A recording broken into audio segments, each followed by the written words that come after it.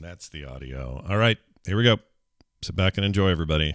It's the instance. Just kidding.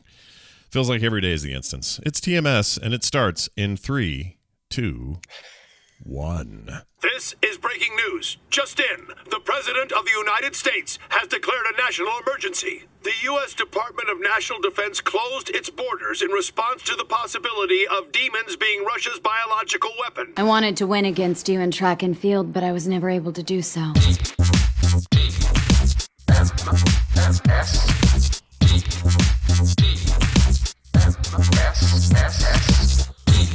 The Morning Stream. Why did I take the blue pill? Good morning, everyone, and welcome to TMS. It's the morning stream for Thursday, July 29th, 2021. Scott Johnson and Brian Ibbett. Hello, Brian. How are you? That's right. It is the end of July. Yeah, baby. We got what? One more day? Is that it? 2 days. We have 31 days in July. Oh, Yep. all right. I always forget. Yep. But that's cool. Sunday is the big 40th birthday of MTV. What? Dude, that's burned into my brain. Out there with the astronauts planting a flag. That's right. All right, you know the first video played on. Yeah, video killed MTV. the radio Everybody star. knows that one. Yeah. What was the second? Okay, let's think about this.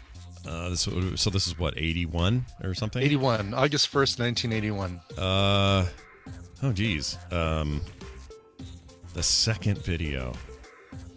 See, here's the thing: is I can remember the first 5, but I can't remember the order that they were in. Oh, that's still better than me, I think. All right, I'm just going to take a guess. Something with Michael Jackson, probably like.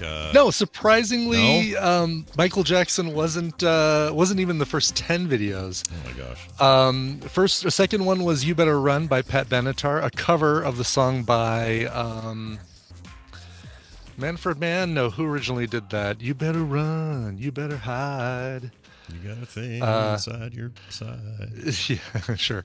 Then Rod Stewart, "She Won't Dance With Me." "You Better You Bet" by The Who. I'd argue one of The Who's greatest later songs. Oh, I like that song. I like it. I dig it. Yeah. You better, you bet. Yeah, it's a weird song, but I like it. When I say I need you, you say you better. You better. All right. Who else? Little Susie's on the Up. Okay. "We Don't Talk Anymore" by Clifford. "It's so funny how we don't talk anymore." And then they get some good ones. "Brass in Pocket" by the Pretenders. "Time Heals" by Todd Rundgren. That's quite the lineup. And Michael Jackson didn't show up till 11th or something. And what was his song? Well, no, I mean, let's see. The video they would have played, because 1981 was it was before the release of Thriller, so they could have done the song from Off the Wall. "Shake Your Body Down to It." No. It was gosh. oh my God, why can't I remember that song? I can't think of it either. I know which one you mean, though. It was the one that was really big there, and it would have been the big hit, and then nobody knew Thriller was even going to be a thing as big as it was. Right. And then "Rock With You." Thank you. "Rock With You." Rock with you. All night, dance the night away. Yeah, there you go. All right. Well, we figured it They'll out. never take us down with that. There's no copyright violation there. Nope. 40 years, though. That's a hell of a thing. That's crazy. There's Jay Fantastic says there's a great documentary about the start of MTV on Hulu. I'd not heard of that. I would love to see it. Oh, really? Oh, cool. Yeah, I would. Does it have famed podcaster Adam Curry in it? Ooh, early VJ Adam Curry, Headbangers Ball host. Yeah, and not one of the original VJs, Adam Curry. Yeah. Oh, was he not an original? I thought he was. Is he not one of the first ones? He was not. No. Because Mark Hunter kind of looked a little bit like. Yeah. Wait, wasn't Mark Hunter the one who kind of looked a little bit like? Oh my gosh, this is so long ago. I don't remember. Looked like. Well, he was the blonde guy. Yeah, there's Mark Hunter right there. As a matter of fact, pops in recline. Oh yeah, there you go. That's Mark Hunter. Oh yeah, I remember him. Yeah, he was early, if not original. I guess he would have been original, wouldn't he? Yeah, he was. Oh yeah, he was early MTV, but he was like Headbangers Ball. Him and all of his hair. Yeah, he had a lot of hair. Yeah. And he invented podcasting. Well, not Mark Hunter, but the other guy. So, right, exactly. So, yes. Chad, this is like a long time ago. Look at that. Oh, the flag on the thing. Look at this guy with the curly hair. What was his deal? What was his name? Oh, that was let's see. All right, you had your Martha Quinn. You had your who was the woman that sounded like she ate 2 packs of cigarettes a day. Oh, right. She had the crustiest voice. Yes, and she still does. I like this guy's vest. That's a hell of a thing. She's got a compound word for her last name. Mark Goodman is the one with the curly hair. Yeah. All right. Well, Nina Blackwood. Thank you. Oh, yes, Nina Blackwood. Oh my gosh, the memories are flooding back. Man, we were like 10 or 11, man. Yeah. That's crazy. Yeah. Think of that. How crazy is that? Yeah, that's weird. That's weird. All right. Well, Kurt Loder was way later, but he was great. Kurt Loder way later, and yeah. I liked Randy Loder. Jackson? No, Randy Pitchford. No, Randy something Jackson. Shoot. Action Jackson. Yeah. Is that it? That's it. Okay. That's it. Action Jackson. I don't remember either. The Headbangers Ball got taken over by a guy I kind of liked for a while that had like cool earrings and a badass short haircut, but it was like metal short hair. Can't remember that guy's name. I don't remember. Yes, Shoeless Joe Jackson, Wabbit Magic. JJ Jackson, that's it, yes. Oh, okay. Well, I think I just saw him in that video as well. Yeah, Nina Blackwood, Mark Goodman, Alan Hunter, JJ Jackson, Martha Quinn. Yeah, it was a big deal at the time. Yeah. And now they're, I don't even know what that network is now, but it ain't what it used to be. No, it's music, television, reality shows, 24/7, 16-year-old and pregnant, and cribs. I don't know. I really don't know what's on MTV. It's been a long time since I've even checked, so I don't know. It has. Yeah. I want to say the last thing I watched on MTV may have been like the original Jersey Shore season or something. Oh yeah, right. I remember you did watch that. Yeah, I did. I was really into it. It was just, embarrassing lame TV, and I was into it. Right. That was the situation. Yeah, that was then. The sitch. The sitch.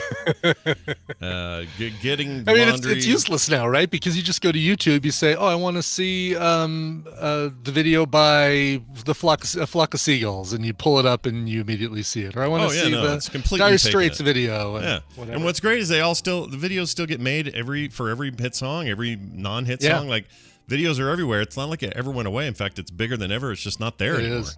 And some stuff just so cool and creative. Yeah. I love it.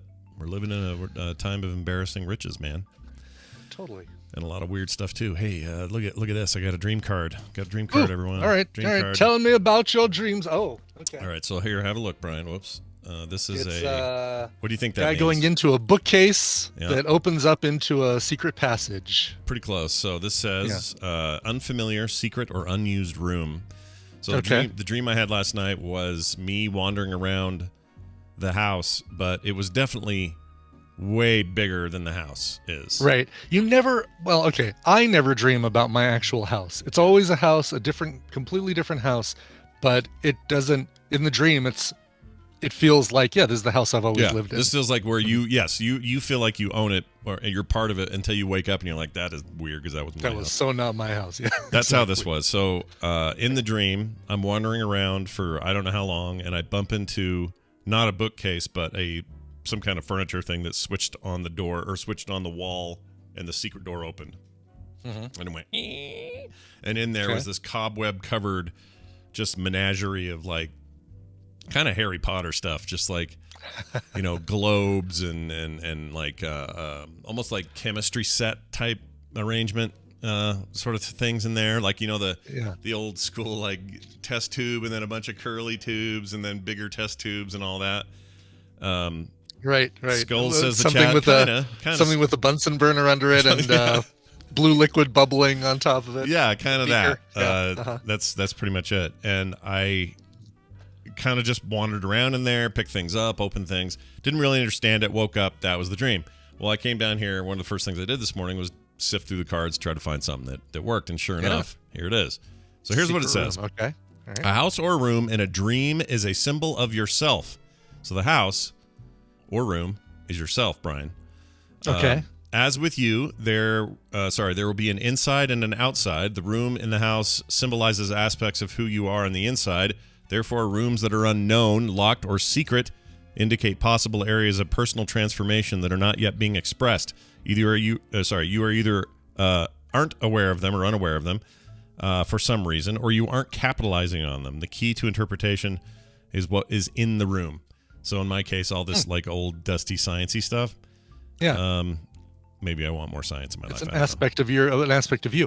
So what I'm getting from this is that when you dream of a house, you are the house. Right. Oh, right. That's what they're saying. And also, it has to be deserted. If the room or the house or the space isn't deserted and it's only you in there, then it's not this. This isn't the interpretation. This claims you need to be alone, and I was. I say all this as if I'm really, truly taking these dream cards seriously. Of course, yes. We know this is all a bunch of hoo-ha, but you know what? No, I don't think it's complete hoo-ha. I mean, I think there are things in your subconscious that you just basically uncover while you're in a dream. You and I talked Harry Potter. We talked Harry Potter last night. I sent you photos from the trivia thing we were at. Oh, I wonder, dude. That's a good point. That had an influence. Not only that, you recommended a Harry Potter film. I did, for recommendals, right? And it's one of my favorites. And the reason it's my favorite one of my favorites is because of the there's a certain ornateness to everything in that third movie that reminded me of this room. That's funny. Okay, maybe you're onto something. All of Brian's freaking Harry Potter bullshit got me into this dream. That's what happened. There we go. That's it. And in the Harry Potter universe, there's a room of requirement in the story, which is a secret room nobody knows about. That's right. It's where Harry Potter assembles his army, the Dumbledore army, or whatever they. What were they called? Was that it? Dumbledore's army. Is that right? Yeah, and then it carried on later, outside of there, obviously, because they had to kind of weaponize themselves. And man, I forget. But I don't have any hidden rooms in this house. If I do, I don't know about them. Well, I was gonna say you might. You just don't know it. Yeah. Exactly. I'd love to find it. That'd be awesome. The house we looked at before this one, which isn't far from here, had a bookcase that slid out of the way, and then it went back into a huge storage area. And you could do anything you wanted with it. Like they hadn't. It was all empty. But I could have made like a secret like whole thing back there. It would have been awesome. Oh, I know. Yeah. It's my dream to actually take one of the rooms in this house, and it could easily be this, my 3D printing laboratory room deal, and actually make it look like there's a bookcase on that wall.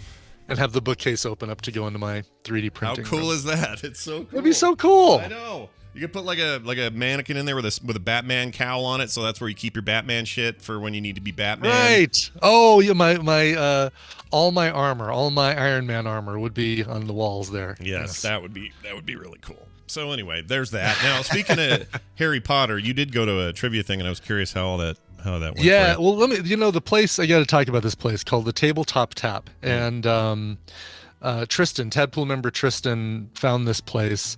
It's in South Denver. It's a good half-hour, 35-minute drive from where we live. So it's not an easy place to get to. It's not some place I'm going to go and just on a whim swing by there and do stuff. But this place is great. The interior looks like a video game tavern. And the bar top has a whole bunch of screens recessed into the bar top. And then at the edge of the bar top, where you'd rest your hands, there is a cutout that has either a built-in joystick, like an arcade joystick and buttons, or cables coming out, or like a Super Nintendo or a controller of some sort, a wired controller. Yeah, some of them look like actual like joystick from an arcade machine style. Totally, totally. That one, the first one I sent, and you just hop up to the bar, you order a drink. These are all set to free play. There are MAME emulators, which I guess the E in MAME is emulator, but whatever. ATM machine, and you pick your game. It's all on free play. You play your game, you drink your ale, your cider, your whatever, and this place is so freaking cool. So perfect for like a Denver Tadpool meetup if we ever want to do that. We did, obviously it was Tadpoolers last night for Harry Potter, right? And This place is awesome. Now let's talk about the Harry Potter trivia. By the way, here's a bar for people. Look, I'm just putting up one on the Oh screen. yeah. So the first one Brian sent me was like a screen's tilted slightly. You can see a bunch of selections, and then you got this perfect little arcade joystick thing over here. It's great. It's awesome. Yeah, super cool. By the way, when I took that photo, I was taking a picture right next to a guy who was sitting at the next spot to the left. Is this the just smiley after guy, by the way? Is it the smiley What's that? dude? This is not that smiley guy, is it? Because I love this guy. Sorry. I'll put this one up while you're talking because it's amazing. But anyway. Let me take a look and see if he's. I didn't think he was in the photo unless he's just in the very side. Is this may have been someone with you guys. I don't know. No, it's the shot where you see somebody's phone on a chair. Okay. And the arcade joystick recessed into the bar.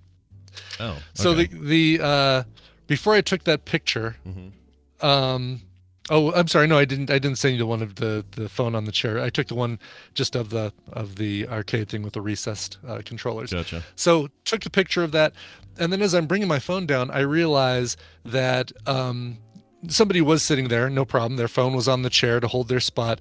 Their driver's license was sitting on top of the bar, like basically on that wooden spot right next to the joysticks. That seems dangerous. It does seem dangerous. Well, I guess she just proved that she was old enough to order a drink. She went to the bathroom. She left her driver's license there. She left her phone on her seat just to hold the spot, I guess. I don't know. Yeah. And as I'm bringing the phone down, I realized I'm like, oh, dude, I'm sorry. I didn't see that there was a driver's license there. I'm deleting this photo. And I made this, maybe I went overboard with the whole production of like, oh, sorry, took a picture. I'm deleting this right now. Sorry about that. I just wanted to take a picture. Sure. And whatever. And then I took that picture and sent it to you. Yeah. But it was funny because I felt like I could have easily identity thefted this person. Oh, you totally who could left have. there Yeah. easily. Like Yeah. they shouldn't do that. They shouldn't. They shouldn't do that. Yes. Yeah, I would agree with that. That's. But bad. all right, so we sat down and played trivia. Now this is not part of like a chain of trivia things like Geeks Who Drink or Team Trivia or one of those companies. This is actually written and put on by the bar owners. A guy and his wife, by the way, the only two people there running this place. They're hopping around, serving people, asking trivia questions, doing this whole thing. And man, got to give them props because this is their place. Their dog sleeps behind the bar. They have an apartment upstairs from the bar. This is like everybody's dream of having this arcade video game nerd jealous pop of culture. this. I'm so jealous of this lifestyle. Yes. I would love it. Oh my god. Totally. Yeah. So 8 rounds, 10 questions each round, so a possible 80 points. Okay. This thing was like a trivia root canal is what it was. Go on. We ended up with a whopping 17 points because these questions were so freaking difficult. It was like, what do you call the creature that looks like a Jack Russell Terrier but has a forked tail? Oh my gosh, dude. Yes, this is written for people who read the books, and as soon as they finish reading the books, they read the books again, and then when they finished reading the books, they read the books again. Oh, again, yeah, right. Then they go watch the movie Yeah. to compare what things changed, and then they read the book again to reinforce the original information. Yeah, Exactly. So hold on. And So it Icor, wasn't by the stuff- way, it does wasn't- have it right. It is a crop. Is this thing that I'm Oh, describing. Icor, you would have done well. Sounds like. You would have done well. Amy apparently would have done well. There was one round on quotes, so they read a quote from the book, and you had to say who said that quote, and it wasn't easy stuff like "You're a wizard, Harry" or anything like that. I mean, it was did things with a wand that I can't believe, or yeah. They played a clip of Stephen Fry reading the audiobook, the audiobook of the British version of the novels, and you had to identify which character he was reading. Sounds hard. It was really, really hard. It was super difficult. There was one round on movie stuff, and I think even in that round, we got 3 of the 10 questions correct, and we had just watched the movie. So did anybody just blow everyone else out of the water? The team that did the best out of 80 points or 83 points, because there were a couple multi-part questions in there, only got 55. So Oh, the wow. highest scoring team. There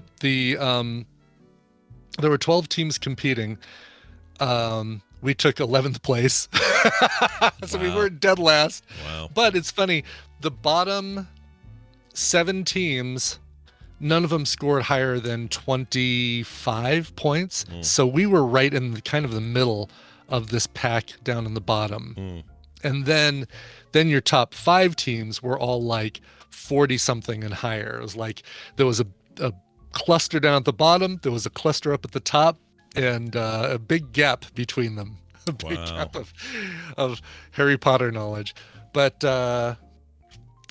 you know what? It was a blast. We had a great time, and that's really what's important. Yeah, and don't forget there was a damn joust machine there. Look at that right there. There was that joust machine also on free play. Yeah, baby. Oh, that's all I would have done. I'd have spent all day on that joust machine.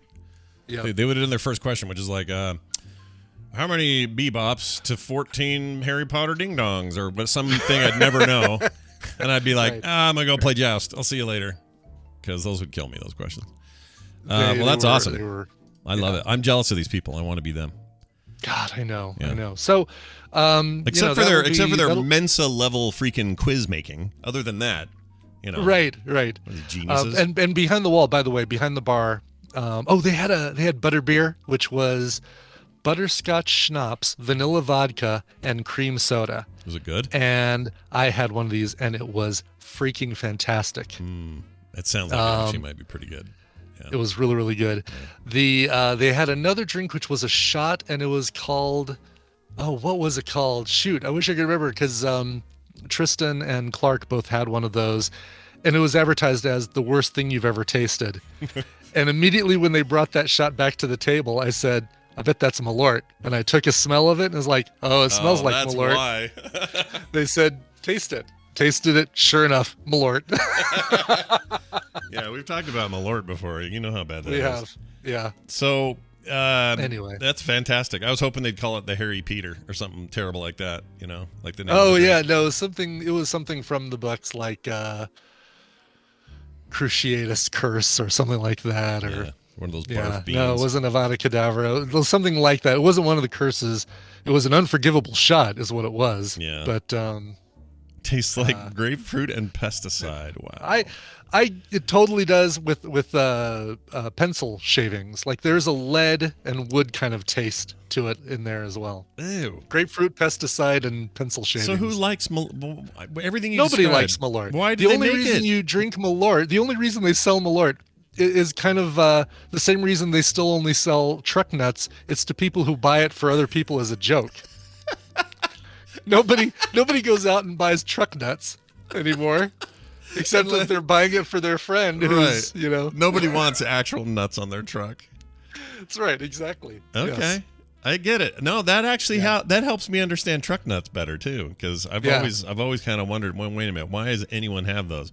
Oh, because your cousin thought it was funny and gave it to you as a joke. Because they thought it was funny and they bought it for you. Yeah, that was and that's not just speculation on my part. There is a great podcast called Decoder Ring, and every episode they focus on a phenomenon. Sometimes a pop culture phenomenon like truck nuts. They've also done Baby Shark, things like that. But they also had an episode on the Karen and the rise of the Karen and how far back, how much further back that all goes than I realized. Right. Yeah. They're like Decoder like Ring. 99% invisible, but with like more social stuff. Yeah. Yeah, for sure. It's really good. The great episode on Bushnell and Chuck E. Cheese, like the rise of the Showbiz Pizza Wars between Chuck E. that Cheese and whole thing. Showbiz Pizza. Yeah, Oh, that's probably really good. I should. You know what? I haven't listened to them forever. I need to do that. that's a good show. And the Karen episode is so enlightening. Bobby said something I think should be on a gravestone. Just because it was given to you doesn't mean you have to actually put it on your truck. That's good advice. This is true. Yeah. 100% true. I mean, I think I've only ever seen it once, like in my life, somebody with a truck nut hanging there. Yeah.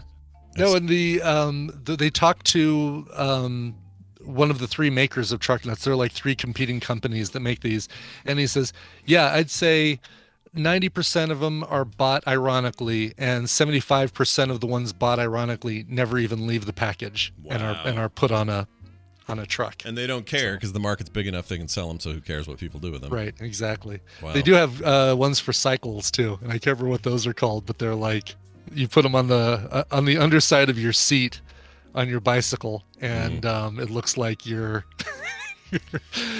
testicle, your scrotum is hanging down through your bicycle seat. So it sounds a lot like what they've done is they've flooded the market with potential office white elephant gifts for Christmas. That's what that is. Right, exactly. Yeah. These are the things that you take to your office white elephant party to trade for the spa treatment that somebody bought because they didn't realize it was a joke. Right. Now, here's the other thing. If you find out somebody's wearing one of these on his truck unironically, like he actually thinks it's cool, this is a person you need to cut out of your life and no longer interact with. Okay?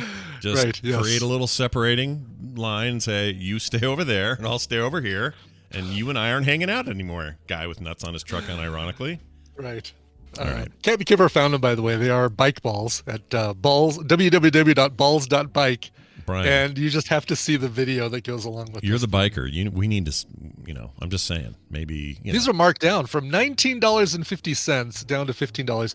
They look like a couple of Cyalume light sticks. Oh, yeah. Why are they so bright? Suspended in a semi-transparent balloon. I guess I thought they'd be more like the truck ones that are supposed to be all gnarly and real looking. I didn't know it'd be a glowy. Well, the good news about that is that it kind of also acts as a as protection, right? So, like a light on your, on your bike, so that other like cars and stuff can see you. Well, man, our anatomy sucks. Look at that. All right. I kind of, man. You kind of are tempted, aren't you? You're a little tempted. I'm kind of tempted now. We'll see. We'll see. If he does, we'll know about it here. It's content. Yeah, exactly. All right, Brian, tell me what happened. I've got to tell you. I'm terrified about this news. I don't even know what to do. Right. So Casa Bonita, this fixture of Denver for such a long time, giant pink building erected, standing tall, pointing its pink self up into the air. Yeah. But suffered from just horrible food, but a great internal atmosphere with cliff divers and a prominent spot on a TV show called South Park, where Cartman claims it's his favorite place in the world. Yep. And the complete episode is an accurate description of what that place is inside. Remind me, wasn't there a Breaking Bad episode where they filmed it at Casa Bonita? Didn't that happen? Or am I completely No, you're misremembering thinking no. that? It's a Mexican restaurant in Albuquerque, and I went there and took pictures from the outside. And it's the one where that's why, because you went there. We talked about this. Yeah, Hank and Marie confront Walter and Skyler about the whole situation. They kind of find out what's going on, and they confront him. And the guy keeps coming to the table. The guy keeps coming by and offer jalapeno poppers or something. Yes. That's such an awkward episode. All right. Get out of here, Brad, or whatever it is. That was great. Exactly. All right. Anyway, so continue on. So, Casa Bonita. Now, COVID hit, and this place was already kind of struggling financially, and COVID just kind of really took the wind out of their sails and forced them into bankruptcy. Okay. And it looked like it was the end for Casa Bonita, sadly. This institution of horrible food and kitschy cliff diving and Black Bart's Cave. Sure. In comes a couple of guys by the name of Trey Parker and Matt Stone. What? Who are working out a plan right now to buy Casa Bonita, and not only that, improve the food and make it a decent restaurant and basically turn it around, not only get it back to its former glory, but exceed that former glory and and improve the food and fix the place up. That's amazing. I love that. This. That is amazing. This is what, you don't see Parker and Stone saying, hey, let's shoot ourselves into space. No, these guys are doing something. They're making a difference. They're taking their millions and they are buying out a failed restaurant and turning it into a possibly not just slightly better version of what it used to be in kind of a funny South Park sort of way. And damn it, they're heroes, damn it. They are heroes. So, and I don't care if they stick Kenny's all over the damn place in there and sell nothing but South Park merchandise in the gift shop. Totally fine. Fine with me. As long as they... Yeah. Maybe I waited a long enough time to go to Casa Bonita. Finally, the time would be when they reopen it. Is there a timeline? Do we know? No, they're still in the process of figuring out how to do it, but they've more than expressed interest. They are working with some local restaurateurs to back them financially to make this happen. So it seems like this shouldn't be much of a problem if it's they If it's certainly Chapter have the 11, money, yeah. right? They have the money. Right, The thing's in bankruptcy. It's not even like they need a deal. They can just get it done. Unless nobody seems to be stopping them. Like nobody's saying, "Oh, this is not what we want." So maybe there's a thing where they're well, I don't know how this works, but if you I don't find know out either. that Matt Stone and Trey Parker are interested, do you then suddenly go, "Oh, well, maybe we should take more bidders and up the like price," a competitor kind of thing. Yeah, Oh, I don't know. geez. I don't know. Possibly. I mean, I don't know. yeah. Money is a wicked mistress. But, You do what you do. Listen, I'd throw $100 towards this, knowing that Parker and Stone are behind it. You know, I'd Yeah, you can have $100, but you got to put my name on a brick or something. You know. totally fine. Yeah, exactly. Yeah, Although like a pathway. probably costs more than $100 to have your name etched into a brick and go through all the administrative details of all that stuff. It's like, all right, great. His $100 contribution, we get about $11 from that after the brick purchase, the etching, and the. Yeah, I remember when Twitch did that with their studio that they had built, and if you paid money, you could get your name etched on one of the stones or bricks or whatever. But now that place is gone. That whole thing got torn down. Tina and I have a brick with our names on it at the Children's Museum in Denver that somebody got us as a wedding present years ago. Oh, nice. Have you seen it? Have you walked over it and poked it? And, you know. Not in the last 10 years, but at the time, yeah. My dad's on something. I forgot. Something downtown. Got his name on there. Cool. Yeah. Very cool. I should go find out. All right. Well, that's good news for Mexican food enjoyers everywhere. Yes. Let's hope this happens. But boy, my email, my Twitter, Facebook, everybody was copying that article out, sending it to me. And so I had to go and reply on all of them and say, yep, I'm hoping it happens. Yep. All right. This is great news. Okay, let's hope. Copy and paste. It's Pretty like much. people sending me 2-day-old news about some of the blizzard stuff that's happening. Yeah, sure. And expecting it to be news to me. I'm like, yeah, no, this is great. Thank you for that. I hadn't seen You know this. what? I'm fine with that because somebody always has to be the first person to let me know about the Foo Fighters disco album. So right. seriously, you know, Someone's got to be that guy. Don't stop doing that. Don't worry if you think I've heard it a bunch of times before. Maybe everybody's thinking that, and they're all holding off on letting me know stuff. So There you got it. Yeah. You have it. All right. We got Gidget incoming. It's that time of the month, everybody. Where actually, I didn't mean that the way it sounded, but we love having Gidget where on. Gidget flows into our show. It's just part of life. She's here, and we're playing this. Trivial thing. It's Trivial Things with Gidget Von LaRue joining us from Australia in the middle of the night. Hello, Gidget. How are you? Oh, she's muted. Oh, we can't hear you. You're muted. We can see you. Oh, You can hear me. You can see Now we me. can I'm hear you. everywhere. I can see Now you we can now hear and you. hear you. Fantastic.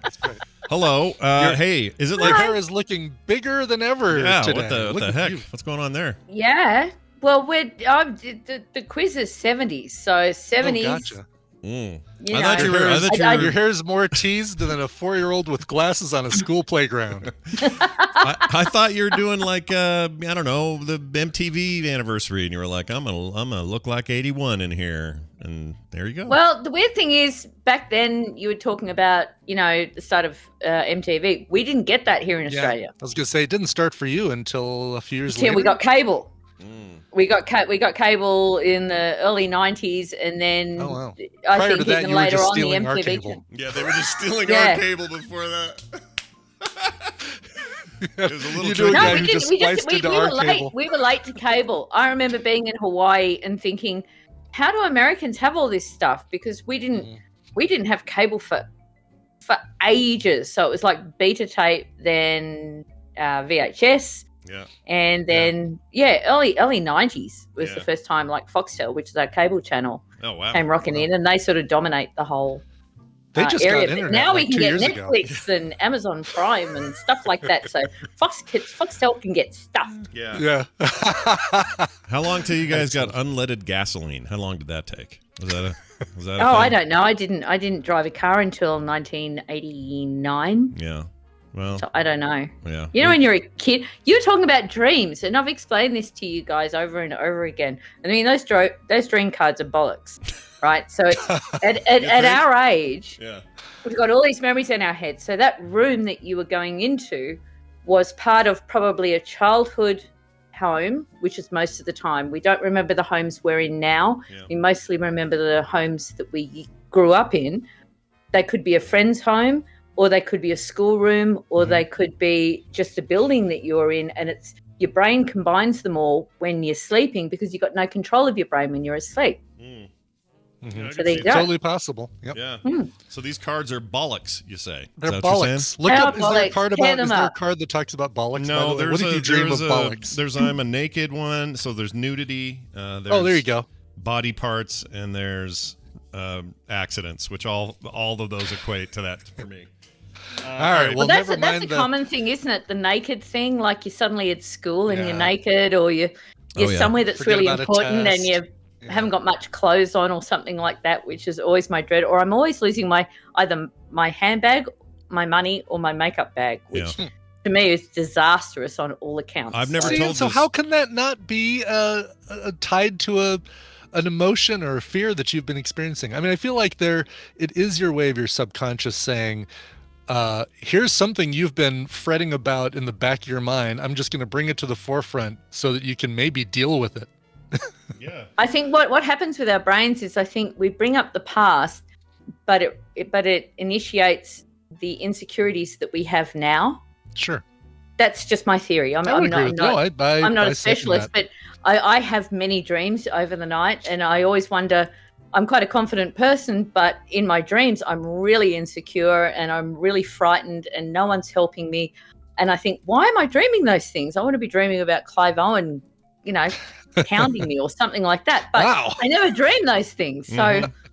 Yeah. No, I get you. Well, a story I've never told anyone before we get to trivia, because you reminded go on. me of it. In 2018, I was on a stage in front of about 26,000 people. And in my head, in the backstage, I remembered people saying your whole life, and the stereotype was, oh, it's fine if you just go out and picture them all naked, right? And then you'll just be fine because you'll picture everybody naked and it'll somehow calm you down. Well, I wasn't going to use that as an actual tactic, but I couldn't get it out of my head exactly because it was just, here's my chance to test this theory. Sure. And I wasn't even that nervous. But anyway, I go out there, and what I'm presented with is just a giant, brightly lit visual that I couldn't make out any faces. Like there's no, it was just a mass of noise, and I knew that they were there, but I couldn't see individuals. So my brain is so weird that all I could picture, and only people who've seen this episode will know what I'm talking about, but there's an episode of Futurama where Bender becomes human for a bit. And he gets really, really obese, like enormously obese, and he ends up dying from it. And they don't know he's dead at first because he's such a party animal and he's so big that if any air escapes from any of the flabs of skin, he goes, woo! Like that. That's the sound it makes. So everyone thought Bender was going, woo! Like he's partying. But really, it's air escaping from him when you move him, and he goes, woo! And that's all I could see in my head was this woo moment with a giant fat Bender, and it was really, really hard to like shake it off and go, all right, we got to get to this damn thing.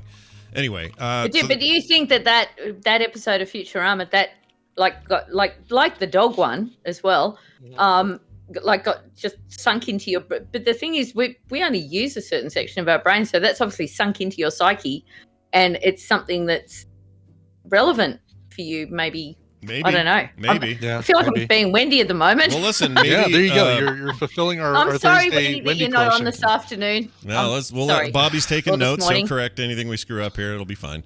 Okay, hey. All right, so Never mind the bollocks dream cards. Let's get to some trivial things. Okay, so hang on. Before we get to that, just quickly, because Wendy's not on, so I thought I could just have a bit of fun at the front there. So the last quiz I gave you was for movies for 1988, and here's a little bit of the feedback from the Tadpool. G'day, Tadpool. Hey, I can see you over there. Okay. Icor said Gidget von Humperdinck. Locust Raven said, is Gidget taken from a movie? I feel I need to answer these. Yes, indeed. Gidget Goes Hawaiian Oh, really? it's from the Gidget Yep. series. Okay. Yep. I Yep. didn't know that. So JK Grammar, g'day mate. He said, in the middle of Gidget's Richard Donner podcast episode, so good. Thank you very much. Free Rangers said, I know the 40s have great films. I love all the decades of films as I grew up with movies. So you're a champ. Katsumi said, the year I graduated high school. And Mojo Finger said, me too, class of 88. So whoop, whoop to you guys. Yeah. Zoe brings bacon. Met you in Vegas. Hello, sweetie. She said, I was married for a year by then. Love you, Zoe. Big love wow. heart. Is that true? Wow. Yeah, I guess so. Yep. Claire Gack said, oh my God, Gidget, you got my name right. And I just did then as well. So there you go. Kelly138 said, 88 was such an awesome year for movies. I agree. When we were talking about Shakes the Clown, Dan Wally gave it a thumbs up. So that's good. All Roads Tavern said, is Scott a Scrooge about Scrooged? Yes, he is. Yeah. He is. I'll Navarine support that. I haven't seen it recently, but I'll support that. You need to watch it. Yeah. It's bad. Doesn't hold up. Navarine said, you don't watch SpongeBob. No, I don't. I do. What are you going to do about it? I like SpongeBob. In Australia, SpongeBob watches you. Jay Fantastic said, is Gidge Avon Laboogie? No. What? I don't get that What? one. I don't know what that's. I don't get that one either. Yeah. All right, explain it, Jay Fantastic. Yeah. Greg for Walkman said, Shake surprised me how much I liked it. Benjamin006 said, she did a good job keeping the boys on track. And Luke Sightwalker said, I fell asleep. You know what? That sounds like Luke. I've heard him. It does actually many sounds like times. Dice Tomato. You Yeah. sure you credited that one right? Yeah. It is a No, little that's dicey, I credited it right. He fell asleep, so I'm sorry. So yeah, wooga. There you go. Wake up. Yeah. Yes. All right. Coming up later on the show, Gidget will read feedback from her reading of the feedback. I am going to do that. Don't dare me. I will do that. Give her ideas.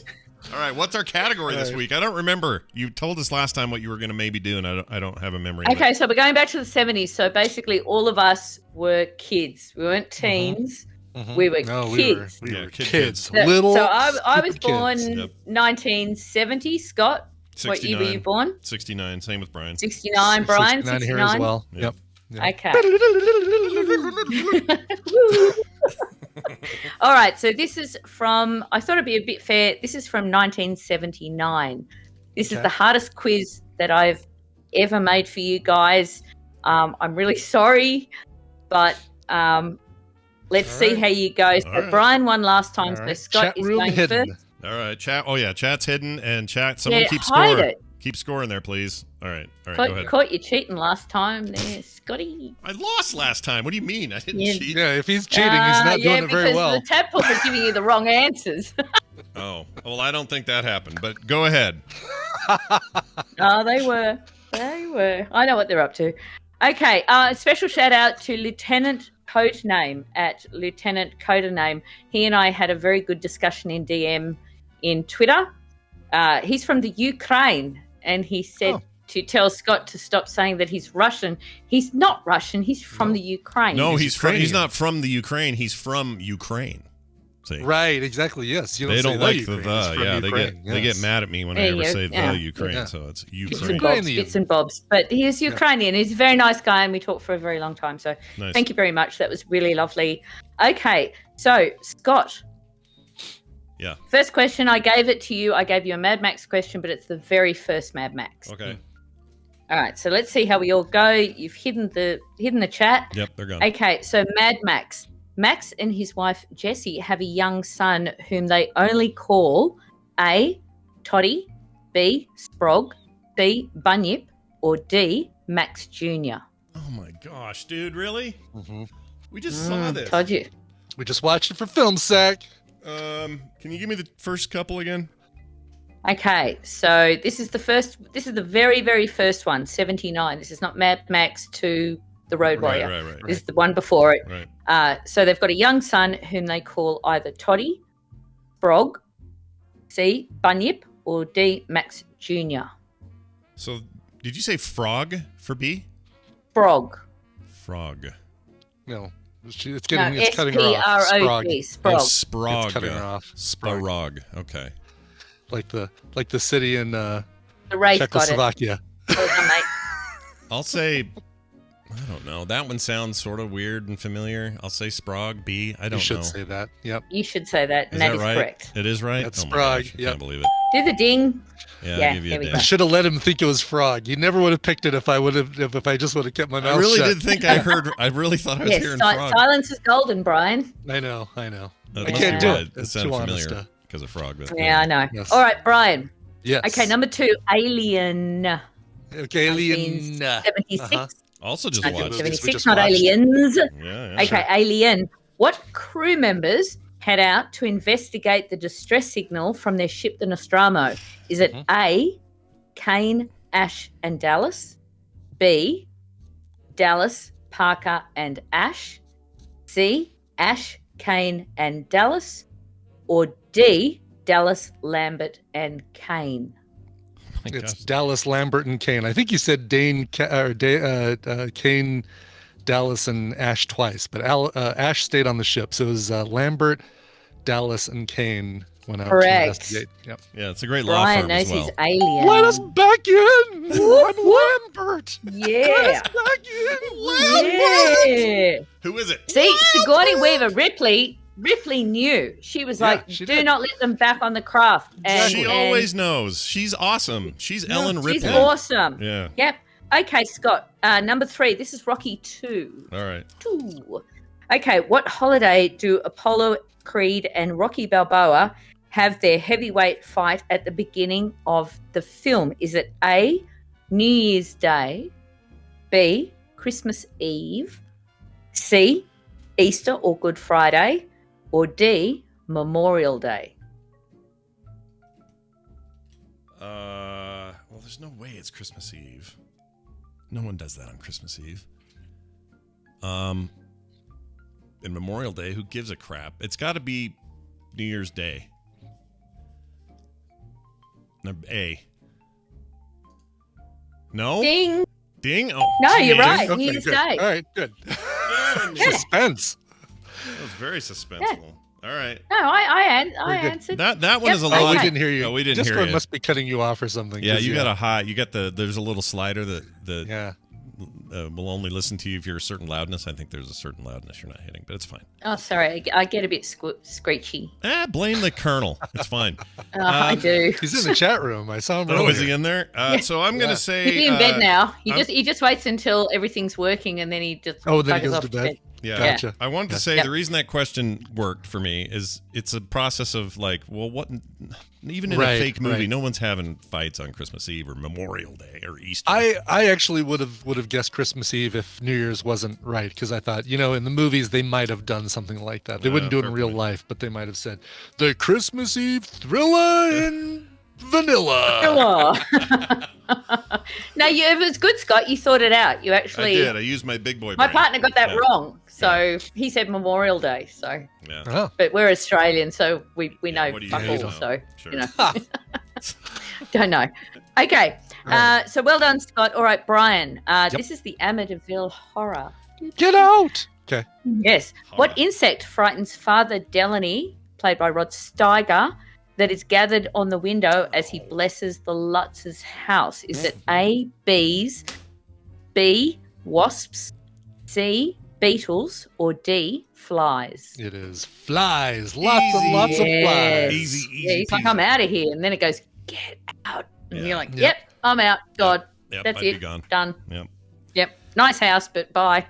That movie scared the shit out of me in the drive-in when I Oh, was yeah. Same. 9 years old. Wasn't there like a oil toilet or something? Like a goopy tar melted it was toilet the scene? freaking red room in the basement. I was like, okay, I'm done. I'm hiding Oh. under a blanket in the back seat. Mom, you're on your own. I'm with you, dude. That movie freaked me out back in the day. I think if you're at home and you watch, like, I love horror films and I like being scared. But I think that if you're at home, you've always got what I call your scare pillow. And you get the pillow in front of you, and it's like if something really frightening's happening, you just got that pillow to protect you. Whereas you don't have that in the cinema. Mm-mm. Yeah, So- no. You bring We your can scare take 'em pillow out. with you. We take a blanket sometimes to the theaters. I want my Nicolas Cage pillow. My Yeah. Nicolas Cage face pillow to take to the. You're gonna need The that for theaters, yeah. Pig. Take it for Pig. I'm gonna take it for Pig. There Yeah. you go. I gotta see Pig. That's not frightening, but I loved it. Did you see Oh, Pig? you I saw it? loved fantastic. Yeah, I keep hearing it's awesome, so I need to watch it. But You might have to watch it sooner than later because so many people are talking it up. Your expectations might be right up here, but I was expecting it to be sort of a John Wick type of film, and it was just so much more in depth than that. And everyone's fantastic. Nick Cage is great, and the pig is great as well. So there you go. Ah, so cool. It's very, very good. Points for the pig. Okay. All right. So Scott. Yeah. We are going down the Bond pathway. It is Moonraker. Oh. Wow. The least so much James film Bond. sack in this this quiz. All right. I love the film sack. Everyone's got to go and check out film sack. It's awesome. Yeah, okay, so Bond. Moonraker, what actress was the main Bond girl in this film? Was it Lois Chiles, Barbara Bach, Carol Bouquet, or Maud Adams? I really don't know this, but the only name on there I know is Barbara Bach, so I'll say Barbara Bach.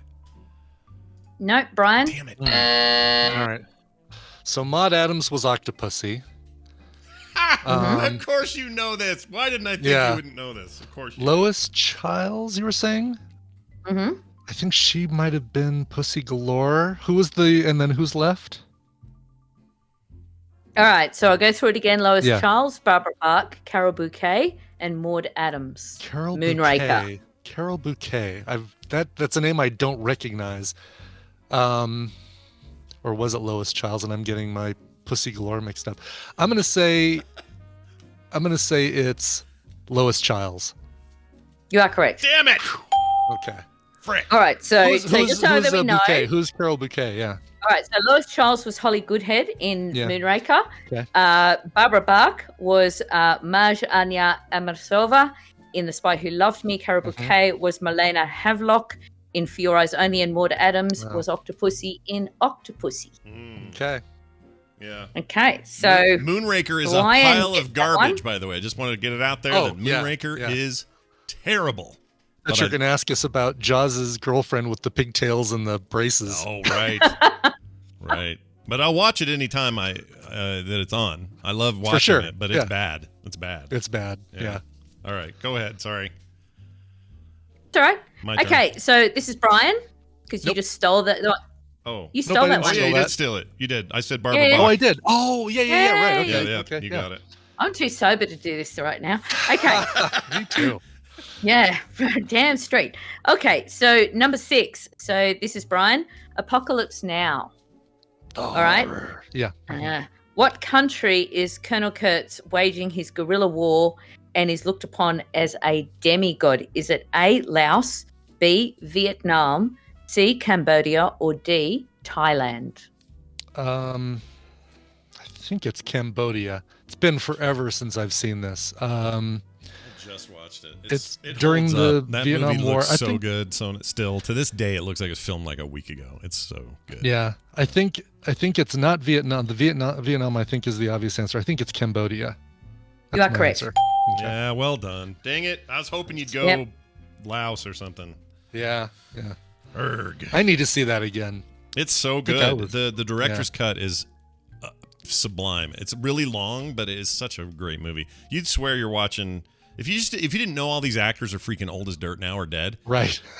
you wouldn't even know. It's so well made and so like as good Well, today. as it they've was then. they've remastered it so it looks amazing. Yeah. I'll be controversial and say I actually prefer the making of more than the actual. Oh, really? The Heart movie. of Darkness? Yeah. I prefer that over that. To me, the best war movie ever made is Come and See. It's a Belarusian film.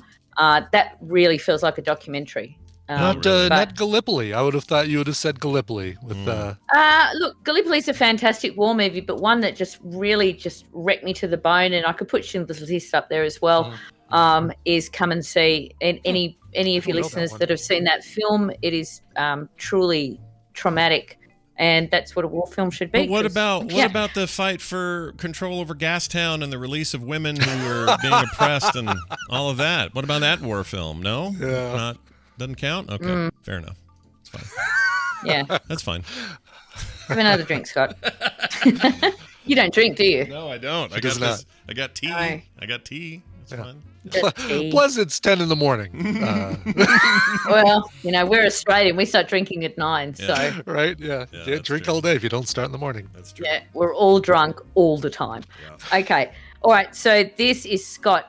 Sorry about this, Scott. It's Kramer versus Kramer. I know that movie. That's the one where a girl holds her boobs and her crotch in a hallway. That's my only memory of it. Wow. Yeah. This will be a tough one for me to steal No. if you get it wrong because I've never seen it. Yeah, that's all I have is memory of it. That's it. But go ahead. We'll My see how partner I go. actually got this right, and he's never seen it either. So Oh, okay. All right, good. there you go. It's a movie What is the about last divorce. name of the two people fighting over custody in this film? It's pretty close. Okay. What is Ted, Dustin Hoffman's initial job in this film? Is he A, an architect, B, an advertising executive, C, financial risk specialist, or D, a commodities broker? Oh my gosh, dude. My gut instinct is architect, and I don't know why. Probably because I love George Costanza. So architect. No, Brian? Damn it! Oh, wow. That would have been my guess, too. I'm going to say he's a... what's the second one? I don't think it's one of the financial... like the- Advertising executive, I'm financial gonna risk say- specialist, or commodities broker? I'm going to say advertising executive. That is correct. Ah, damn it! Yeah. Yeah. He just doesn't look like a finance guy. He doesn't look like a guy that I No, want he's to buy not the Wall stocks. Street type. No. That's right. Hey, No, you guys- it's a good you guys movie, think- Meryl Streep. It's a good movie about divorce. If anyone's been through a Yeah. divorce, it is a good movie to watch for divorce. The critics absolutely loved it. And that little kid was It's in a couple okay. other things in the 80s. Yeah, he went on Like- to do some other stuff. Yeah. And I really liked, what's her name? Can't think of her name all of a sudden. Meryl Streep? No, the funny one. Terry Garr. Terry Garr. I Lily love Tomlin. Terry Garr. Terry Garr. Yeah, love her forever. She's amazing. Never saw a thing with Terry Garr in it that I didn't love. This is true. Yeah. Yep. All right. Yeah, I got into a discussion with someone a couple of weeks ago on Twitter saying Terry Garr should have been in The Shining instead of Shelley. Shelley For Duvall? sure. I mean, she could have. And I found that Shelley- interesting. I think that's Yeah. interesting. Don't know. It would have been a good pick, but I think Shelley Duvall was fine. She did a good job. Of course she was. Yeah. Yeah. Some of the best casting, by the way, was Terry Garr as Phoebe Buffay's mom on Friends. Oh yeah, that was It's like cut perfect. Oh from my the God, same yes. cloth. Perfect. Yes. Yeah. Yeah. Yeah. Could you? I mean, She can do that. oh, So that gosh. flaky. It's from Young Frankenstein. She can do that really. Oh, it's so ditzy. stupid. Yeah, Yeah. ditzy. One of my Yeah, I favorite can relate. Letterman guests, and every time she was on, I would always make sure I didn't miss that interview because Mm-hmm. she was always great with Dave. Anyway, Totally. She's lovely, Yeah. and she's still with us. still Still kicking. super cute, too. Yeah. Yay! And she's been through some stuff. She had some real hardcore medical stuff and did okay. Yeah. Yeah. She's awesome. Getting Terry- old sucks. Terry Garr. everybody. Okay. Terry Garr. Yeah. All Continue right. on. So Brian, Scott. Yeah. No, Brian. No, Brian, you he stole stole that. Yeah. Brian's winning Oh, I yet did. again. Brian, get all the questions. Okay, 8 Manhattan, the Woody Allen movie. Yeah. What okay. music does this film open with? The City of Brass by Bernard Herrmann.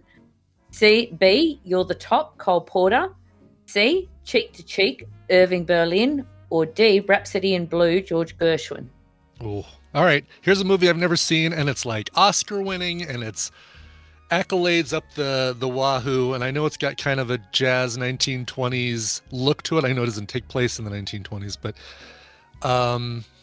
It's a very stylistic movie. It's it is. I think Woody's last. I didn't mind Match Point. I really like Manhattan Murder Mysteries. But yeah, I like quite a few of his movies, and I think this one's I've a good only one. seen Annie Hall and Scenes from a Mall and Match Point. I think those are sadly the only Woody Allen films I've seen. Really? You haven't seen Take the Money and Run or Love No. and Death? Or... Nope. Oh, okay. No, I need to Well, go check back. him Oh no, out. I saw the Purple Rose of Cairo, which I thought was really cool. Oh, yeah. Yeah, Jeff, that's kind of a nice Jeff supernatural. And Jeff Mia. Daniels. Yeah. Yep. All right, I'm gonna say it's because I just like this song "Cheek to Cheek" by Irving Berlin. No, Scott. Oh my gosh. Well, now let me guess completely out of Eee. nowhere. All right, do you want me to go through them again? No, because I want to say I'm going to pick one I like. I like Rhapsody in Blue, the last one. So let's The say United that. theme song. Yeah. You have gone with your guts, and your guts are right. buddy. Nicely Whoops. done. Ding. Sorry. Yeah, Ding. Scott Okay. steals. I got lucky. I just like that song. It's great. All right, I'll take it. Can someone, I think it's that one. Gidget, Okay. you have access to the chat, or what's our score? Do you know what it is right now? I think Brian's ahead by at Okay, least 2. someone put up the score. All right, that'll take a Quick, minute. do it, Tadpole. I'm Get just on your curious. game.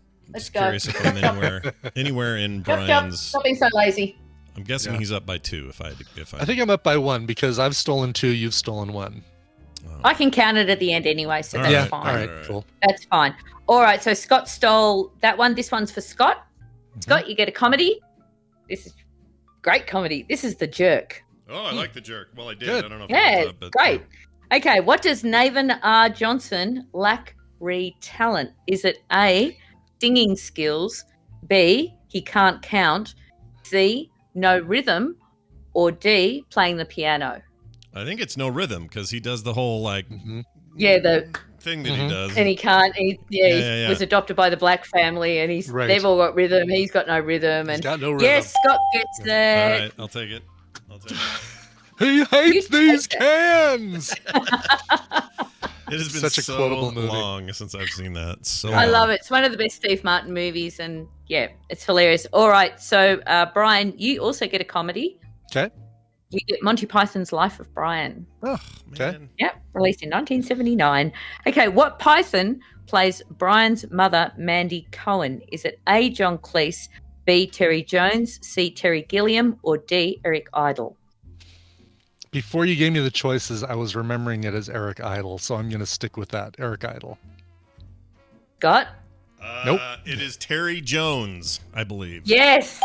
Good job. Yes. I thought you were going to get that for sure, and I was screwed. But No, it's probably the Monty Python movie I know least because that one I've only seen once. I've seen Meaning of Life probably a dozen times, and yeah. Well, Holy it's usually Grail a Terry dozen Jones. times. Terry Jones is I'm often the other way around. I mean, Monty Python, the Holy Grail is just peeping at the, but Life of Brian straight after. I just think it is. Really? Oh, just dude, hilarious. Life of I Brian's need to see. amazing. You'd think that would be the one I'd see the most, right? Yeah, But no. Life of Brian is an amazing, subversive, incredible piece of work. But I'll tell you what, the other trick is Terry Jones played the mom or the woman in almost every scene. So It's true, yeah. because he had that I'm not being Yeah. depressed. Like he just had that whole thing going all the time. He's And- not the Messiah. Totally did. He's a very naughty boy. He's a very naughty boy. Oh, that movie's so good. I gotta watch it again. All right.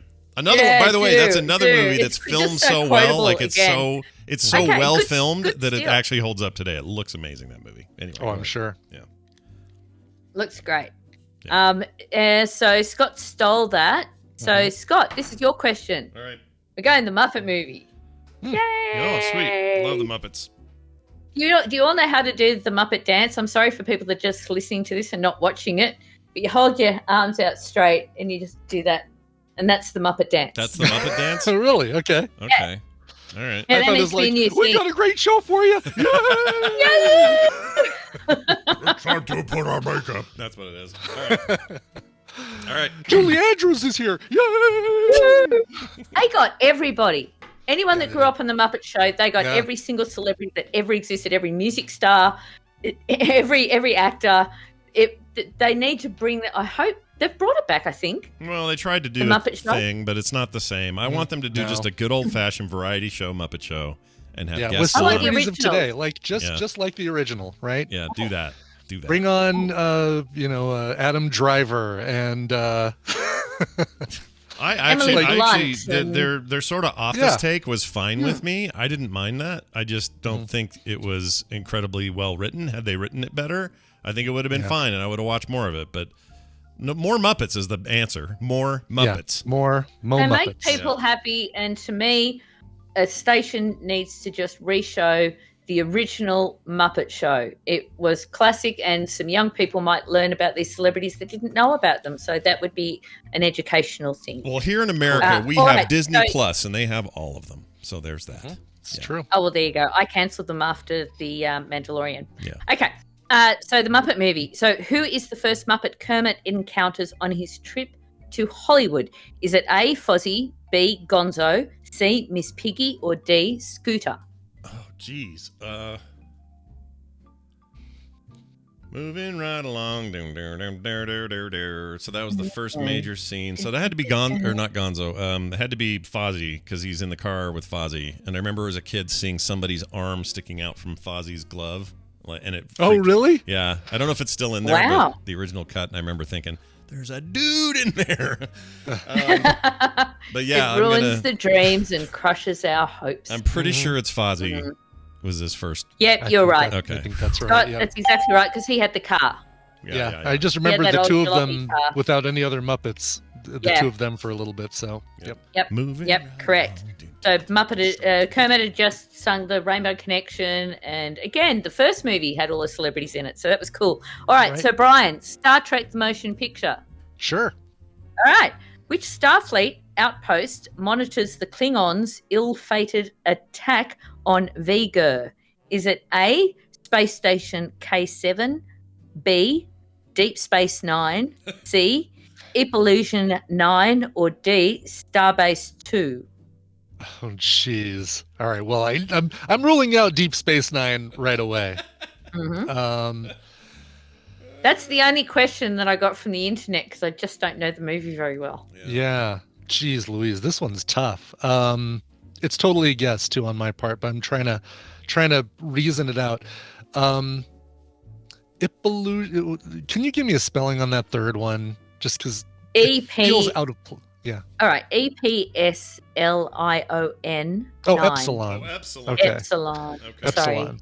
It felt so out of place that I thought, well, there's no way she'd come up with that as an answer. But now you say Epsilon.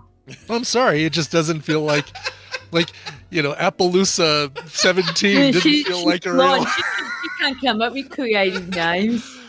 I'm just thinking you wouldn't come up with a name that sounds that difficult to spell. I agree. But Keep going, Brian. It's getting I better. know, I'm getting it. Yeah, really. Yes. How Jesus much more of my Christ. foot? Let's go for the other foot now. Why don't you call me stupid? All right, I'm going to say it's Epsilon 9. Yes, correct. Yeah, of course it is.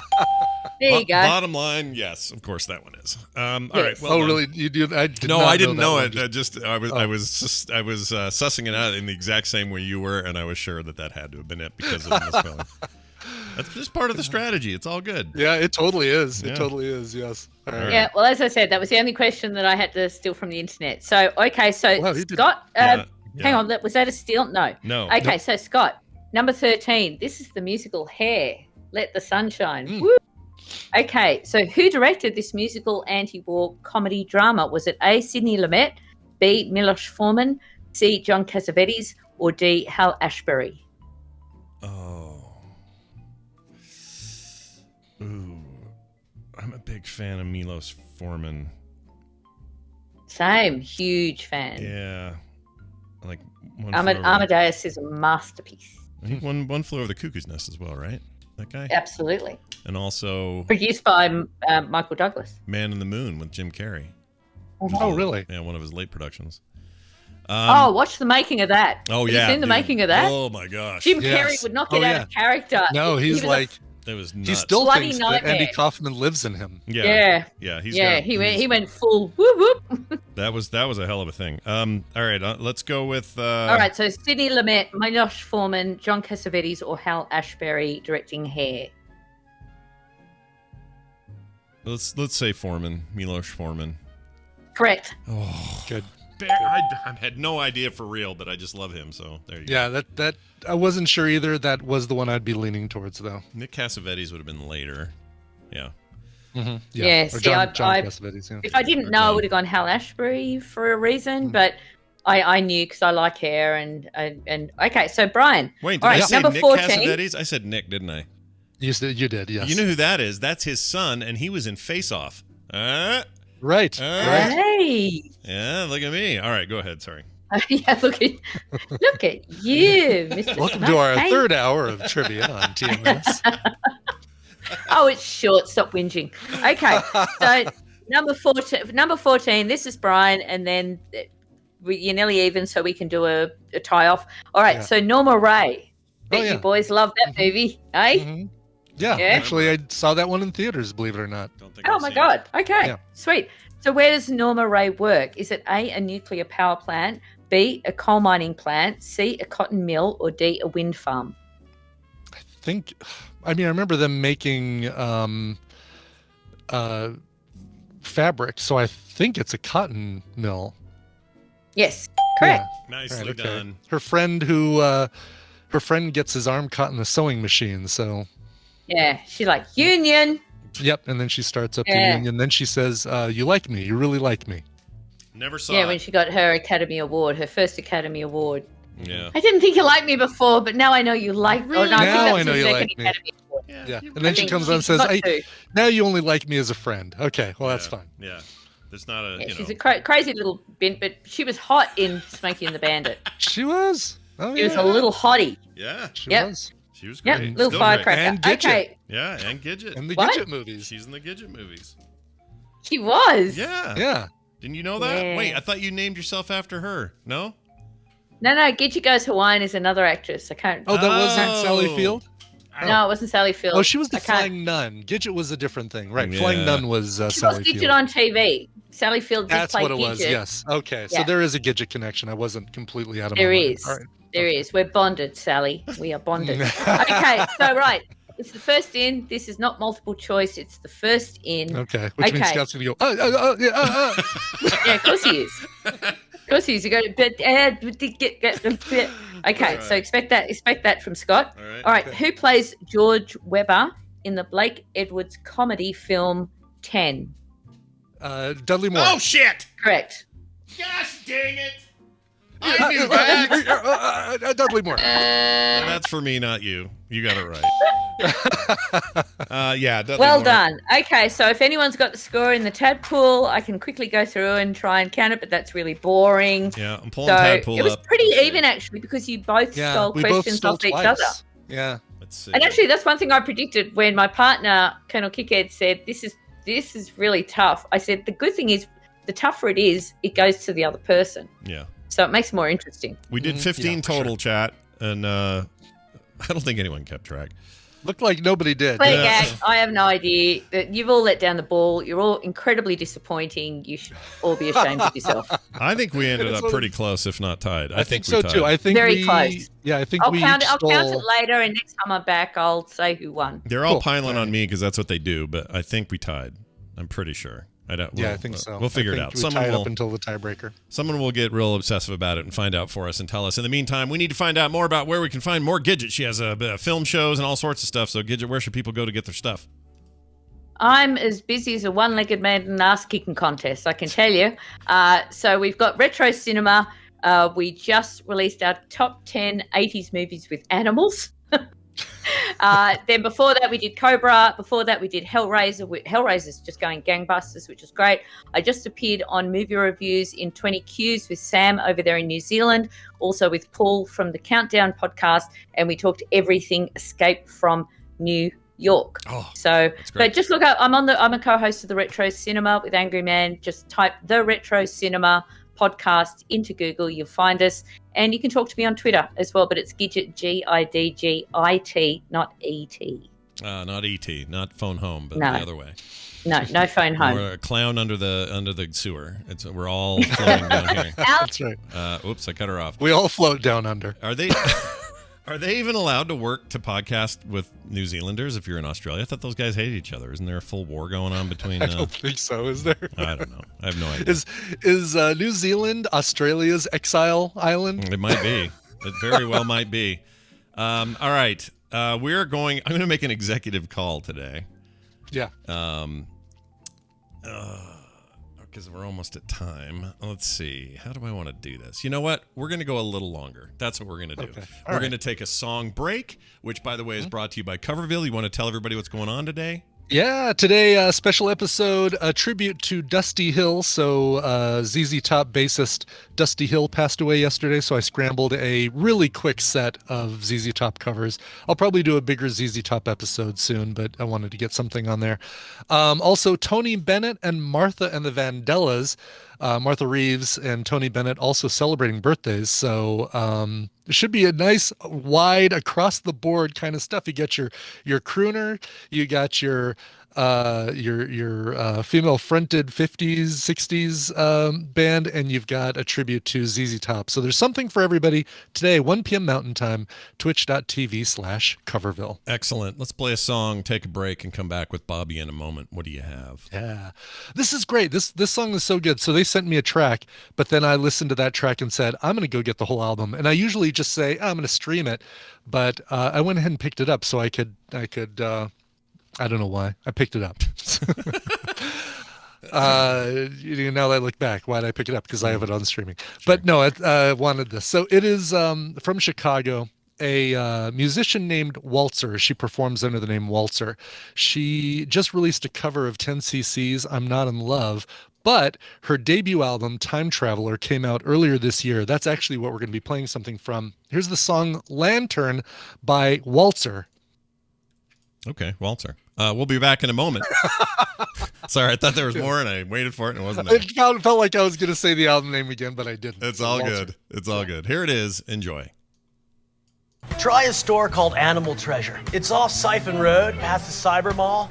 Pretty sure you'll find what you're looking for. I was always the best, but you took away that position. Oh, damn it. Let's start that thing again. There we go.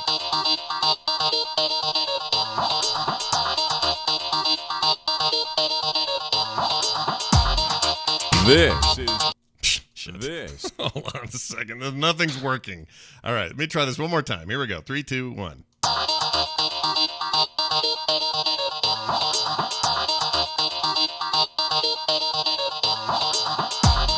This is the morning stream. All your bays are belong to us. All right, we're back. Brian, that song again was? That song is Lantern by Waltzer from her debut album, Time Traveler. She is a polymath from Chicago. Nice. Let's get into some science. Okay. Yeah. How about some science? Because I think science is cool. I do too. I think science makes you go poo-poo or whatever it is. Let's find out what it says. I think science will make you go poo-poo. I agree. It's Bobby Frankenberger joining us from South Carolina, where he houses all the science. He keeps it right there so that you don't have to. And right. He's looking around like, wait, I do? Giving us our green pie wedge today. Where is the science? Yeah, where's the science gone? Where's the science? Normally we'd have Bobby early on a Thursday, but I got things a little mixed up today. We don't have Wendi today, so we're gonna dive into a little science news. In fact, it's a good time for this because some stuff went down with, I don't know, some people see it as a reversion or or whatever. Some people see it as a further reaction to people who won't get vaccinated, so we got to do masks again, even if you are vaccinated. And boy, we sure are dancing around the people that refuse to get vaccinated. Have you noticed that? We're doing that a lot there, Bobby. What do you think of that? What do you think of that feeling?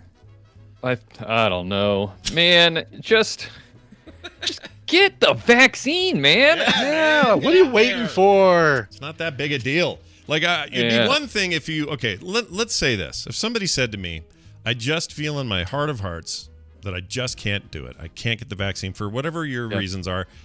And I would say, well, okay, then that means you're going to double down on other methods of being careful and protecting those around you. Like you're gonna wear masks more, you're gonna social distance more, you're gonna those kinds of things. Well, no, I'm not gonna do that either. This is my problem. Yeah. This is my problem. Like I don't think it's just the vaccine, and I don't just think it's those other things separately. I think you just don't want to do shit that'll help everybody. Yeah. That's what I think.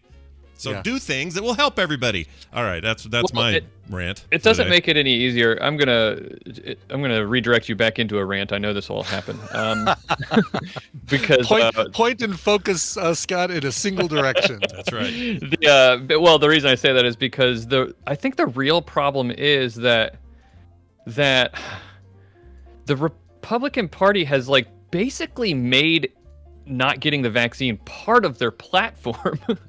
Like that's a problem, and that's where a lot of this is going now. We've hit this vaccine hesitancy wall, but I don't even like calling it vaccine hesitancy anymore as much, because I feel like when you say you're I sympathize with people who are hesitant to get the vaccine, because it's scary, and this is big time first thing of its kind, it seems like, or at least is quite publicly emergency use authorization. People aren't used to that. They don't know what it means.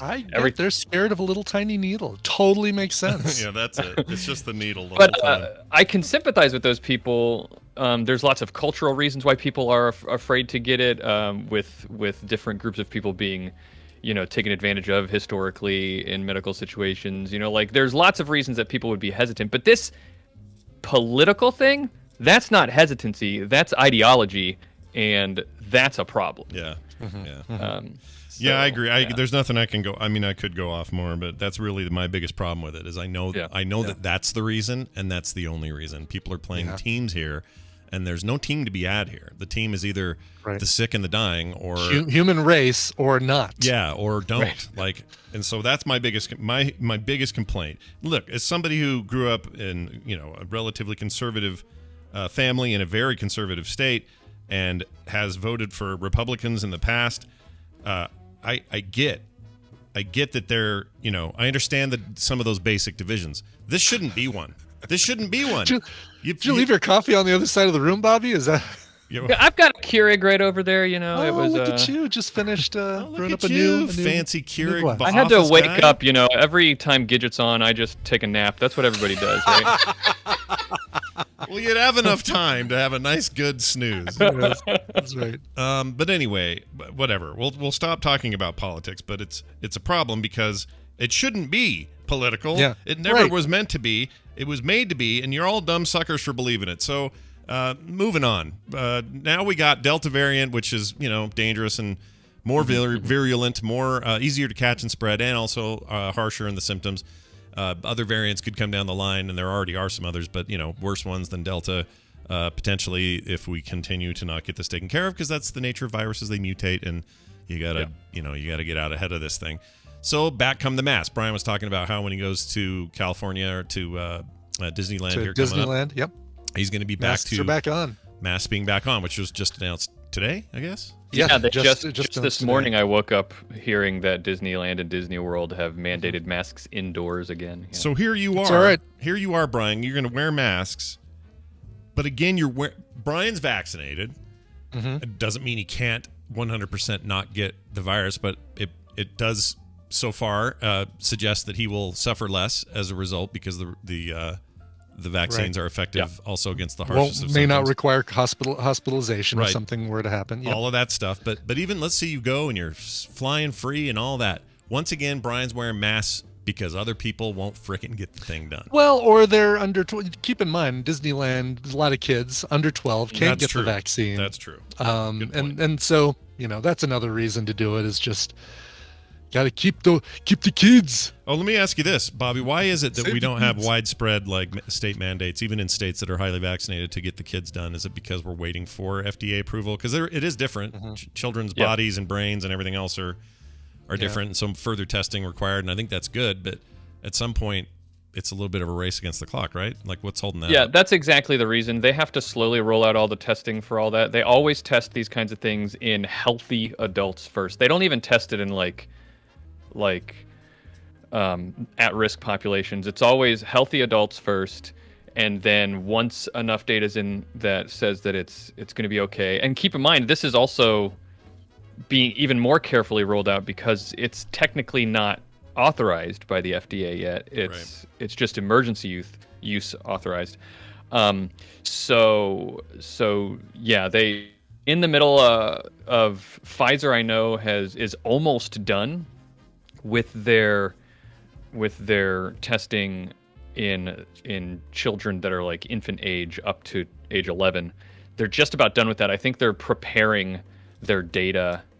I say done, but what I mean is that they've almost got enough data, or they might just now have enough data to submit for emergency use approval by the FDA. So people are expecting to see Pfizer vaccines going out to kids probably maybe late September, but probably more like October, November-ish.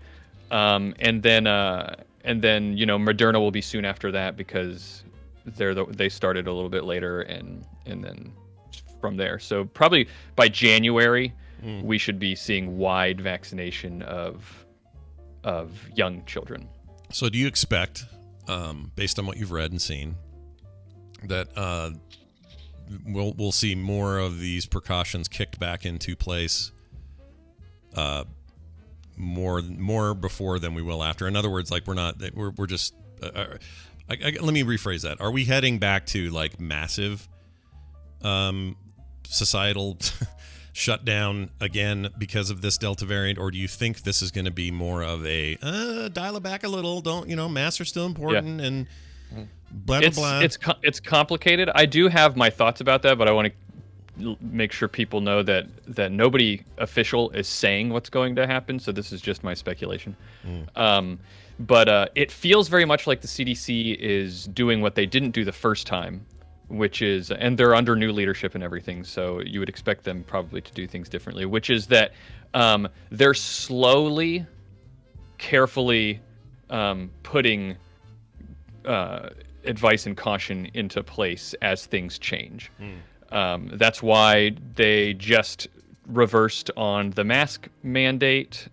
New information is coming in saying, apparently, they haven't released the data. They said they're going to soon, but which is frustrating in and of itself. But that's a different conversation. Right. But they're slowly doing that. It looks like, I mean, if you look at the numbers, the COVID case numbers are rising. We're back up to where we were about this time last year.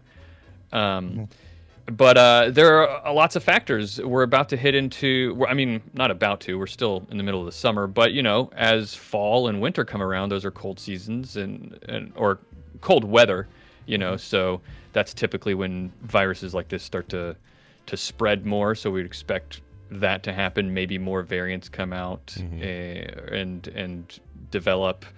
But also, kids are going to go back to school, so we don't know what the spread of that is going to look like. So to me, it feels very much like we're headed in that direction. However, the other thing to think about, and this is why it's complicated and we don't know, is that yes, the curve of the number of cases seems to be going back up and looking very much like it used to, but the curve of the number of deaths and hospitalizations is still very low. And that is almost certainly because of the vaccines that are out right now. Right. Interesting. Yeah, we're seeing hundreds of deaths per day rather than thousands or tens of thousands, right? Or is it even lower? Oh my gosh. Yeah. It's very, very low.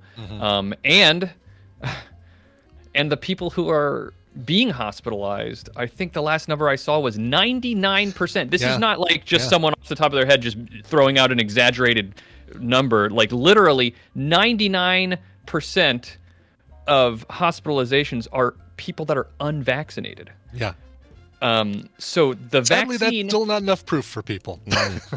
the vaccine does work. Yeah, and so a lot of people are talking about breakthrough infections. You hear people talk about that a lot lately. Like, know someone who had the vaccine and they still got sick. But there's a couple of things you have to keep in mind to put that into perspective. First of all, it probably seems like a lot more breakthrough infections are happening than really are. I'm not saying that they're not happening. They absolutely are. But the reason it probably seems like it is because everyone who's heard of someone who knows someone who had a breakthrough infection is talking about it. So they're like, oh yeah, I know this person, and I know this person who told me that they know someone else, and so you hear it all the time. It's still a lower chance breakthrough infections. Also, and I don't have hard numbers on this, but I think a majority of those breakthrough infections are happening from the Johnson & Johnson vaccine. And and we always knew it was a somewhat less effective vaccine. It's still very effective. Still better than not having one at all. Yeah.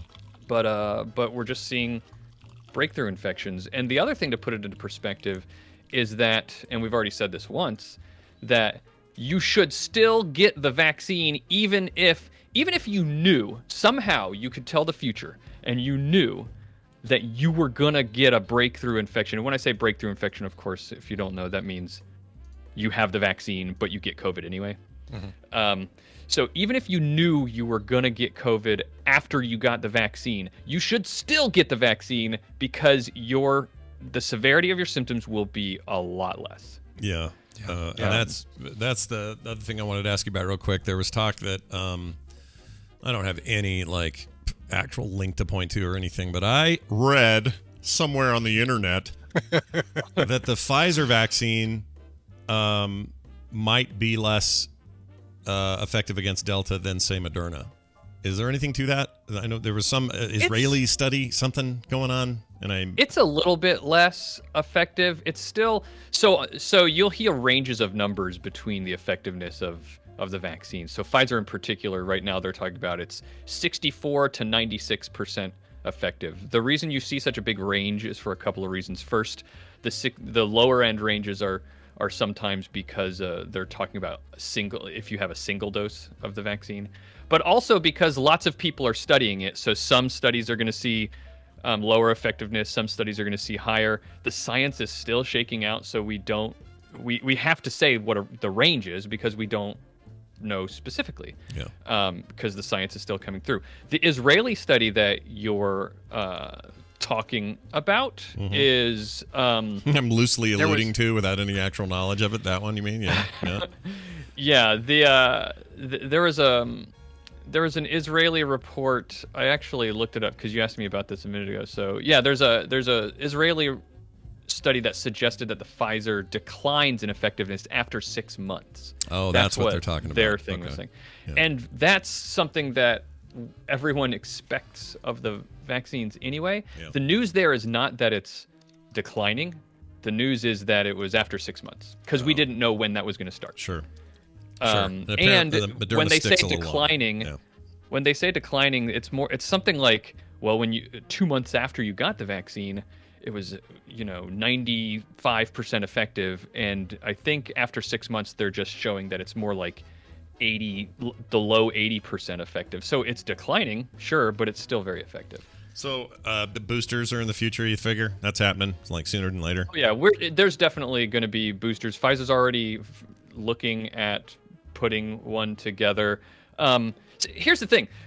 A few months ago, we were in a race, and it was going to be either we get everyone vaccinated or before the Delta variant became really, really big, or we didn't. And the Delta variant won that race, and that's it. The results are in. The Delta variant won that race, and that's where we are now.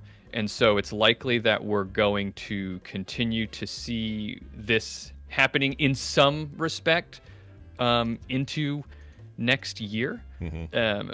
It's how bad it's going to be is yet to be seen. We don't know. The more people who get vaccinated, the less it'll be. Once we start seeing kids getting vaccinated, that's going to be different too, because we do have almost 70% of adults vaccinated. Pretty good. You'll often see a much lower number than that in percentage of the population in the U.S. You'll see like below 50%, and that's because they're taking into account they're adding children who can't get the vaccine into that.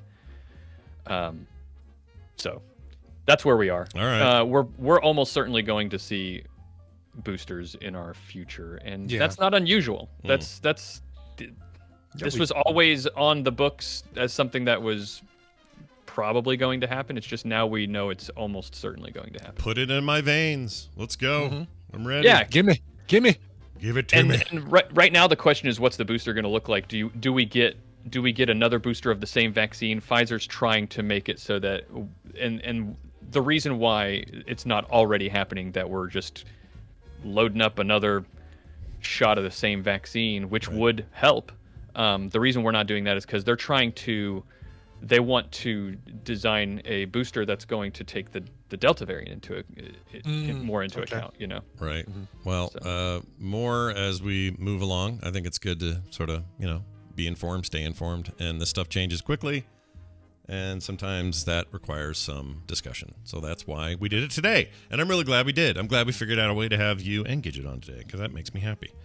Yeah. Bobby, tell people where they can get more of your scientific knowledge and entertainment. I am very entertaining. Every week we do the science podcast, All Around Science. You can get that. It's just called All Around Science. Go to allaroundscience.com or get it from Podcast Place. This past week, the Monday episode that we just did, speaking of COVID, I just did a whole episode about a woman, a homeopath in California, who was just arrested by the federal government for trying to give people magic pills, claiming that they will give you lifelong immunity to COVID. Oh, that's quite the claim she had there. Seems like that would be a hard one to, that's a particular, that's a kind of snake oil. It feels like I know on the surface might be bullcrap, but Homeopathy, that's what the episode is really about, or the majority of it is about, is talking about what is homeopathy. And just to give you the quick one sentence thing, homeopathy is witchcraft and it doesn't work. But we go into details about why and what they claim that it does and all that in the episode. So listen to that. I get pretty angry in it. Hey, it's a good week for anger on podcasts, I've learned. It's the time to do it. This week in internet outrage. Yeah, internet. We've got angry about in the video game sphere. Yeah, there might be a little bit of angry going around. All right, well, that is awesome. People should check it out. You also have a really great TikTok channel that I always run into every time I open it up, and there's Bobby telling me something cool. And you also got that whole, there's like not a trend, but there's a thing on TikTok where people walk while they tell you a thing. Bobby does this, and I love it. It's great. I like to time it where I walk, and then like at the exact moment when you need the prop, you happen to show up right next to the prop. You just arrive at the prop, and his hair's flowing like Jesus. It's amazing. You guys got to see it. Anyway, Bobby, it's always a pleasure. Have a fantastic week, and we'll see you next time. Too. Bye now. Bye. See you. All right. Very good. I like Bobby a lot. I do too. He's a good guy. Good guy, that Bobby. Yeah. Modern snake oil is my least favorite snake oil. At least back in the day, it was a guy in a top hat and a really nice button down. He'd pull into town with his horse cart and he'd go, "Ladies and gentlemen, are you tired of your bursitis?" or whatever. And people would line up and he'd go, "Why, this oil made of snakes and bullshit is the trick for you." And it was like, I don't know, there was a purity to that scam that now it gets dressed up in like, ooh, a multi-million-dollar, multi-level marketing company with a huge building. They must be real because they got money. Like, it's so much worse now. You have to go so much further to fool people. Back in the day, it was just like, that guy in his horse cart again with the bursitis claims. Plus, back then, snake oil was made with all natural ingredients, and it's just gotten so commercialized and synthetic these days. I like my snake oil made with actual snake and not fake snake. Yeah, I like real snakes. Real snake.